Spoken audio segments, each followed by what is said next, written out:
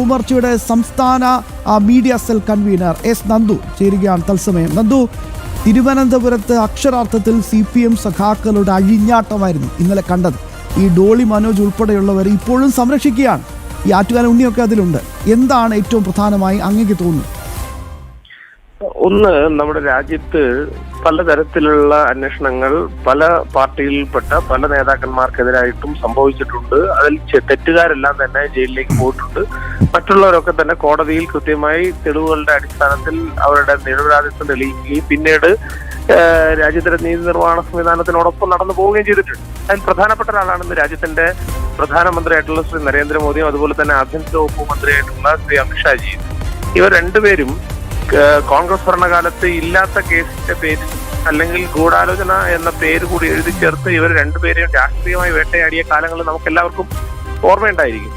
അന്ന് ഗുജറാത്ത് മുഖ്യമന്ത്രിയും ആഭ്യന്തര വകുപ്പ് മന്ത്രിയുമായിരുന്ന ഈ രണ്ടുപേർക്കെതിരെയും മണിക്കൂറുകൾ SIT കോൺഗ്രസ് നടത്തിയിട്ടുള്ള രാഷ്ട്രീയ പ്രേരിതമായ ആരോപണത്തിന്റെയും രാഷ്ട്രീയ പ്രേരിതമായിട്ടുള്ള അന്വേഷണത്തിന്റെയും ഭാഗമായി മണിക്കൂറുകൾ SITയുടെ മുന്നിൽ മുഖ്യമന്ത്രിയും ആഭ്യന്തരമന്ത്രിയുമായി ഇരിക്കുന്ന കാലത്ത് പോയിരിക്കുമ്പോഴും ഒരു ചെറിയ കല്ല് പോലും എടുത്ത് അങ്ങോട്ടോ ഇങ്ങോട്ടോ എറിയുന്ന ഒരു രാഷ്ട്രീയം അവിടുത്തെ BJP ഗവൺമെന്റിന്റെ ഭാഗത്തു നിന്നോ BJPയുടെ നേതാക്കന്മാരുടെ ഭാഗത്തു നിന്നോ പ്രവർത്തകരുടെ ഭാഗത്തുനിന്നോ ഉണ്ടായില്ല. കാരണം അതാണ് നമ്മൾ ജനാധിപത്യത്തിനും അതുപോലെ തന്നെ ഈ രാജ്യത്തിന്റെ നീതി നിർവഹണ സംവിധാനങ്ങൾക്ക് കൊടുക്കുന്ന വില. പക്ഷേ CPM എല്ലാ കാലത്തും നടത്തിയിട്ടുള്ളത് ഈ രാജ്യത്തിനും അതുപോലെ തന്നെ രാജ്യത്തിന്റെ ഭരണഘടനാപരമായിട്ടുള്ള സ്ഥാപനങ്ങളെയും വെല്ലുവിളിക്കുന്ന നിലപാടാണ് CPM എല്ലാ കാലത്തും നടത്തിക്കൊണ്ടു പോകുന്നത്. അതിന്റെ ഭാഗമായിട്ടാണ് ഇന്നലെ ഒരു അന്വേഷണ ഏജൻസി ഒരു വീട്ടിലേക്ക് വരുന്നു. അവിടെ വന്നത് പിണറായി വിജയൻ CPM-കാരനായതുകൊണ്ടോ പിണറായി വിജയൻ മുഖ്യമന്ത്രി ആയതുകൊണ്ടോ അല്ല. പിണറായി വിജയന്റെ മകൾ ശ്രീമതി വീണ വിജയൻ ടെക്നോളജിക് എന്ന് പറയുന്ന കമ്പനിയുടെ പേരിൽ ആ കമ്പനി വഴി CMRL എന്ന് പറയുന്ന കമ്പനിയിൽ നിന്ന് മുഖ്യമന്ത്രിയായി തന്റെ അച്ഛൻ ഇരിക്കുന്ന കാലഘട്ടത്തിൽ ഒരു സേവനവും നൽകാതെ കോടിക്കണക്കിന് രൂപ വാങ്ങിയിരിക്കുന്നു. എന്തിനാണ് വാങ്ങിയത് എന്ന ചോദ്യത്തിന് വീണ വിജയന് ഉത്തരവുണ്ടായിട്ടില്ല. SFIO നടത്തിയിട്ടുള്ള അന്വേഷണത്തിന്റെ ഭാഗമായി കൊടുത്തിട്ടുള്ള മൊഴിയിൽ വീണ വിജയൻ പറഞ്ഞിരിക്കുന്ന സ്റ്റേറ്റ്മെന്റുകൾ തന്നെ വീണ വിജയൻ ഇതിൽ ഈ ആരോപണം എന്ന് പറയുന്ന വിഷയത്തിൽ ഈ ആരോപണം നേരിടുന്ന വിഷയത്തിൽ വീണ വിജയൻ ഉൾപ്പെട്ടിട്ടുണ്ട് എന്നുള്ളതിന്റെ ഏറ്റവും വലിയ തെളിവാണ്. അങ്ങനെ നടന്നിട്ടുള്ള ഒരു റെയ്ഡ്, അതും കോടതിയുടെ കൂടി ഇടപെടലോടുകൂടി നടന്ന റെയ്ഡ്. അങ്ങനെ റെയ്ഡ് നടക്കുമ്പോൾ അതിൽ കൃത്യമായി ഉദ്യോഗസ്ഥന്മാർ അവരുടെ പണി ചെയ്തെടുക്കാൻ വേണ്ടി വരുന്നു.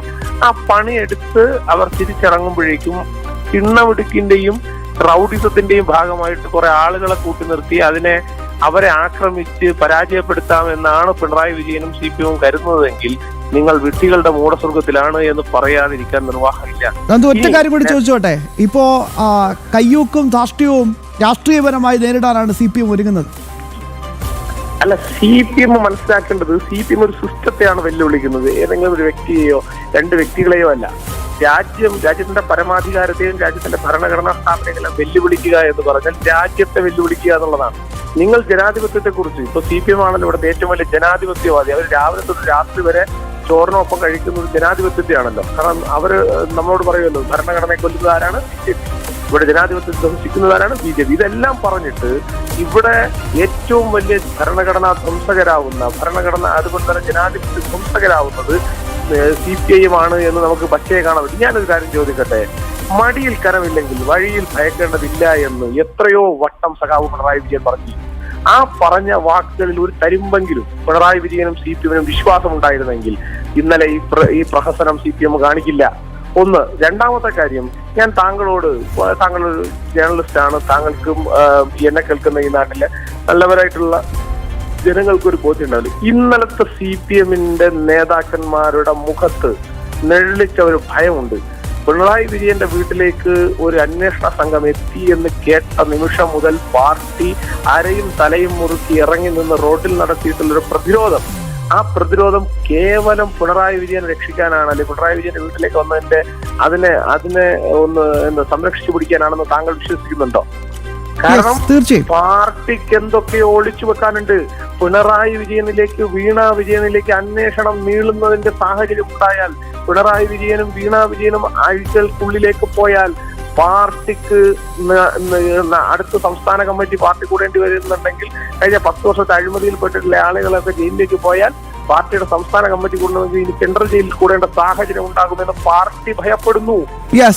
ഏറ്റവും വലിയ തെളിവാണ് നിങ്ങൾ ഇന്നലെ ഗോവിന്ദൻ മാഷ് മുതൽ ഇന്ന് താഴോട്ടുള്ള മുഴുവൻ ആളുകളുടെയും ശരീരഭാഷ നിങ്ങൾ കണ്ടു കഴിഞ്ഞാൽ, ഇന്നലെ ചർച്ചകൾക്ക് ഇറങ്ങിയിട്ടുള്ള CPM-ന്റെ ഒഫീഷ്യൽ വക്താക്കളുടെ ശരീരഭാഷ നിങ്ങൾ കണ്ടു കഴിഞ്ഞാൽ ഭയന്ന് വിറച്ച് ഏതു വിധേനയും CPM-ന് ഈ ഇതിനകത്തൊരു പ്രതിരോധ കവചം തീർക്കണം എന്നുള്ള നിലയിലേക്ക് അവർ മാറിയിരിക്കുന്നു എന്നുള്ളത് അവരുടെ മടിയിൽ വലിയ രീതിയിലുള്ള കനമുണ്ട് എന്ന് തെളിയിക്കുന്നതിന് തുല്യമായിട്ടാണ്. തീർച്ചയായും നന്ദു, വളരെ വളരെ കൃത്യമാണ് ആ പോയിന്റ്.